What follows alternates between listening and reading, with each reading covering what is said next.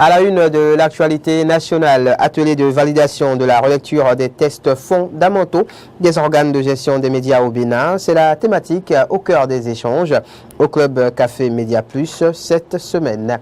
À la une aussi, les examens de fin d'année. La phase pratique du baccalauréat série F4, session de juin 2022, a été officiellement lancée hier, vendredi. Puis sur le continent, Macky Sall, le président en exercice de l'Union africaine, se dit rassuré après sa rencontre avec Vladimir Poutine sur les céréales.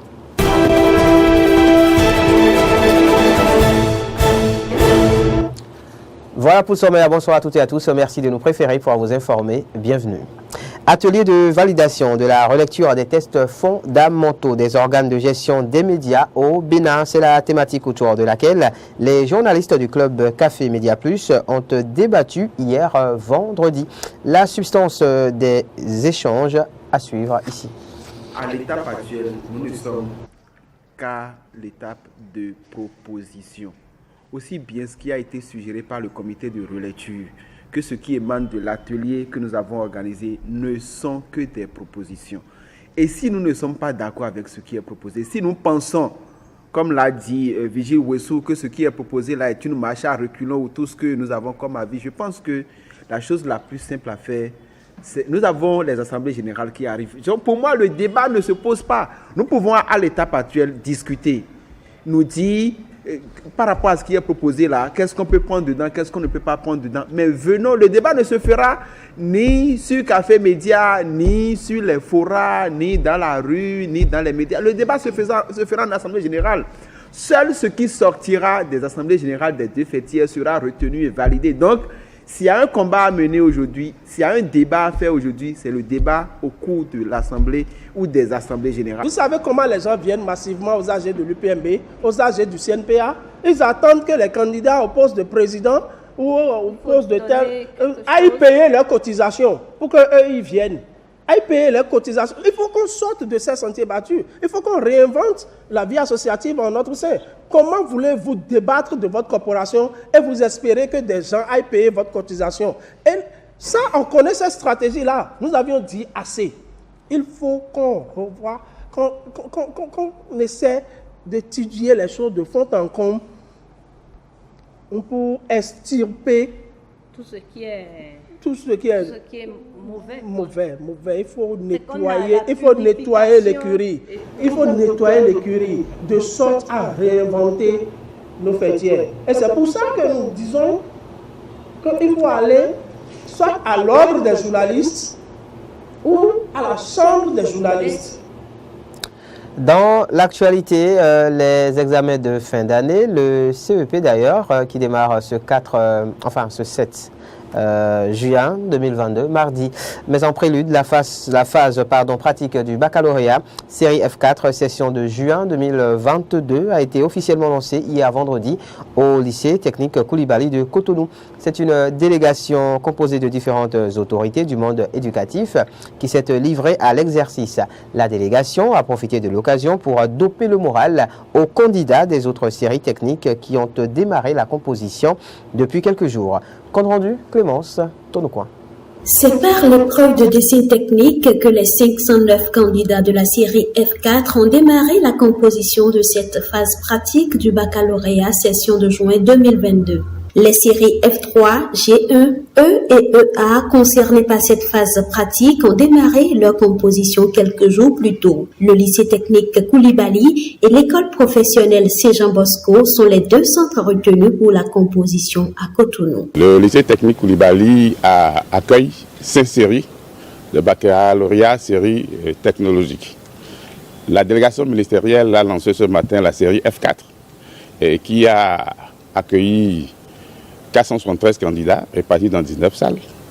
Et c'est la série génie civil. En réalité, ils ont le bac F4 pour génie civil.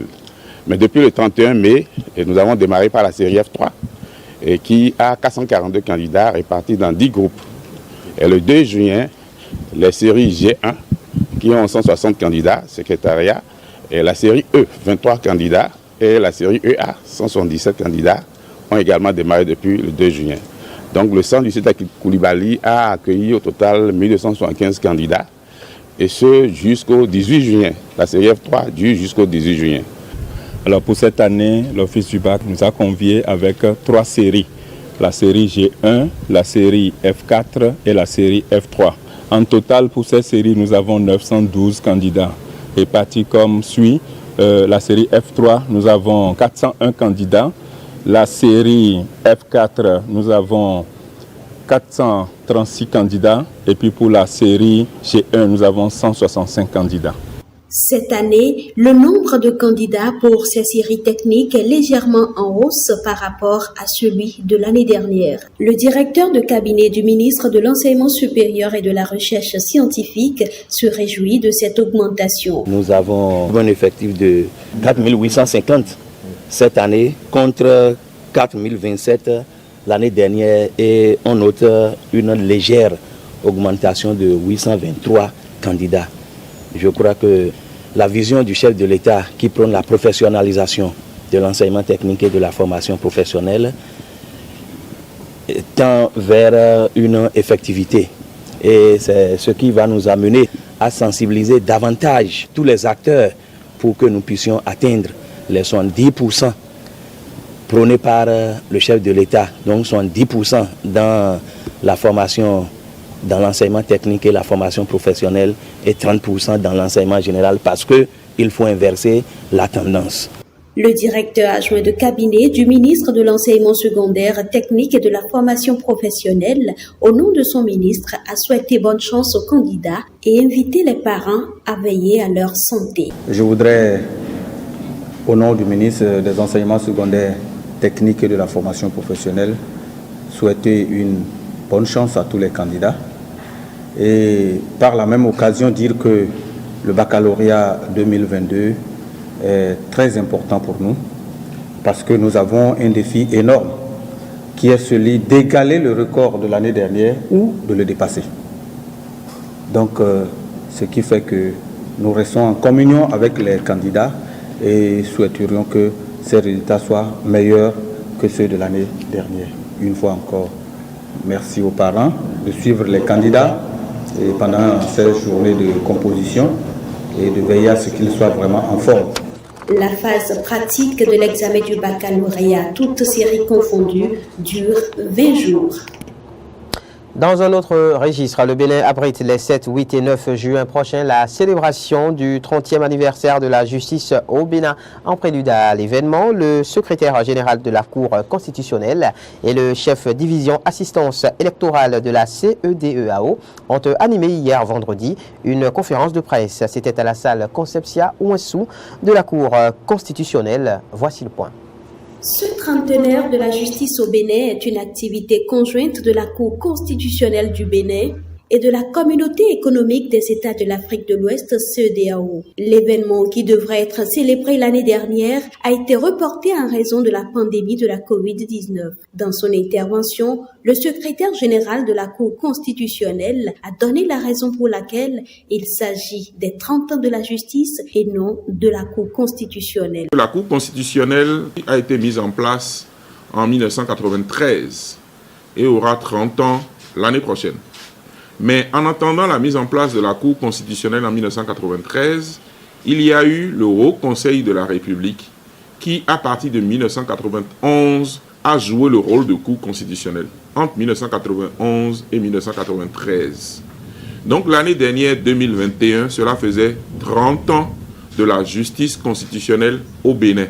Si on cumule au Haut Conseil de la République pendant 2 ans, et les 28 ans des différentes mandatures, y compris la 6e en cours, ça fait donc au total les 30 ans de la justice constitutionnelle au Bénin. C'est cette importante manifestation que nous célébrons donc les 7, 8 et 9 juin 2022 à Cotonou, conjointement donc avec la CEDEAO qui va également avec nous organiser ce que nous appelons la première rencontre des hautes juridictions ouest-africaines en charge du contentieux électoral. Le chef de la division assistance électorale de la CEDEAO dévoile ici l'objectif de cette première rencontre des juridictions en charge du contentieux électoral. L'objectif principal, c'est d'offrir un forum d'échange de bonnes pratiques à ces différentes juridictions. Parce que, comme vous le savez, notre région Afrique de l'Ouest a 3 sortes de juridictions, c'est-à-dire des juridictions dont la pratique est héritée de la pratique coloniale. Nous avons la juridiction de pratique lusophone, nous avons les juridictions de pratique francophone et les juridictions de pratique anglophone. Et toutes ces juridictions ont des pratiques différentes, bien que le droit soit universel, mais les pratiques sont différentes. Et c'est pour ça que la division assistance électorale a estimé qu'il faudrait offrir un cadre d'échange, parce que ces différentes pratiques peuvent servir à d'autres. 3 activités sont au menu de cette célébration. La première activité, c'est une table ronde autour du thème « Les cours constitutionnels et les juridictions communautaires ». Les relations entre les cours constitutionnels et les juridictions communautaires. Nous allons dialoguer pour trouver les pistes de solutions pour que les juridictions constitutionnelles et les juridictions communautaires ne se déchirent pas, mais contribuent ensemble au même objectif qui est la mise en place de l'état de droit dans notre sous-région. La deuxième activité, ça va être la remise des études en hommage aux mandatures présidées par Madame Ouensou, Madame le professeur Concepcia Denis Ouensou. Nous allons lui rendre hommage à travers ces études-là. La troisième et dernière activité, rentrant dans le cadre de ce 30e anniversaire, ça va être ce qu'on a appelé la remise donc, du prix de thèse Maurice Glélet à Ranzo. Sont conviés à cette rencontre les présidents des juridictions en charge du contentieux électoral et leurs secrétaires généraux, ainsi que les présidents des commissions électorales de chaque État membre. Un mot de religion, le ministre des Affaires étrangères et de la coopération, en sa qualité de président du comité d'orientation et de supervision du Hajj 2022, a procédé jeudi au lancement officiel du Hajj 2022. C'était en présence de ses collègues de l'intérieur, de la santé et de l'eau. Étaient également présents à la cérémonie les chefs religieux et les représentants des sociétés agréées par l'État pour les formalités. 2083 musulmans béninois pourraient effectuer cette année le pèlerinage en Arabie Saoudite. C'est le quota accordé au Bénin après répartition. Un chiffre en baisse par rapport au quota de 4600 pèlerins obtenus pour les éditions de 2018 et 2019.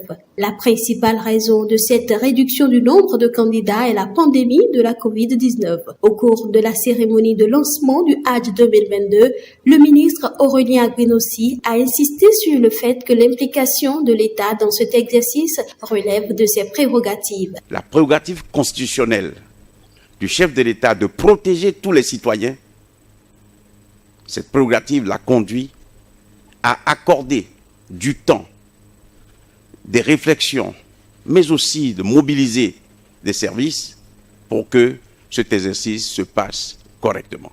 Lorsque le président élu prête serment, il dit devant Dieu, ne serait-ce que pour cela, lorsque nos compatriotes s'engagent dans un exercice aussi important que celui-là, l'État doit être présent. Donc le président insiste pour que nous puissions rappeler cela chaque fois. Le président insiste aussi pour que nous puissions rappeler que c'est dans un exercice participatif que nous sommes allés explorer chacune des stations qui doivent concourir à arriver au prix. Dans le cadre de ce voyage pour le Hajj, 27 sociétés sont autorisées par l'État pour fournir divers services d'assistance aux pèlerins afin d'améliorer les conditions de leur séjour en Terre Sainte. Le ministre les a invités à s'approprier les actes réglementaires pris par l'exécutif qui fixe leur cahier de charges. Je voudrais saisir cette occasion pour inviter ces 27 sociétés qui sont agréées par l'État à faire tout ce qui est de leur possible, à rester dans l'esprit que le président a instauré depuis plusieurs années maintenant, pour que nous ayons la possibilité d'utiliser notre quota de 2083 qui a été accordé. Et l'imam a dit tout à l'heure, il a utilisé le mot de franchise, d'esprit ouvert. C'est cet esprit ouvert et cet amour pour notre pays qui doit amener les opérateurs, les sociétés agréées, à conclure rapidement les accords qu'il faut pour atteindre les chiffres qui permettent d'avancer. Je voudrais rappeler que les sociétés qui ne peuvent pas mobiliser à elles seules le minimum de 200 pèlerins prévus par les textes doivent se mettre ensemble avec d'autres pour qu'on arrive à cela, pour avancer. Cette année, chaque pèlerin devra débourser 3 millions de francs CFA malgré les subventions de l'État. Cette somme couvre principalement les frais de transport par avion, les transports inter- et intra-urbains, l'hébergement, la restauration sur le site, le visa, l'assurance, ainsi que les différentes taxes en vigueur en Arabie Saoudite. Dans l'actualité internationale, le président en exercice de l'Union africaine et le chef de l'État sénégalais Macky Sall se dit rassuré de sa rencontre à Sochi avec son homologue russe Vladimir Poutine, avec qui il a évoqué les craintes de crise alimentaire du fait de l'offensive russe en Ukraine. Le président Poutine, assure-t-il, nous a exprimé sa disponibilité à faciliter l'exportation des céréales ukrainiennes. La Russie est prête à assurer l'exportation de son blé et de son engrais. Macky Sall appelle tous les partenaires à lever les sanctions sur le blé et l'engrais. Et c'est déjà la fin de cette édition. Merci de l'avoir suivi. L'information se poursuit sur nos différentes plateformes Facebook, YouTube, Twitter et sur notre site internet www.bena-eden.tv.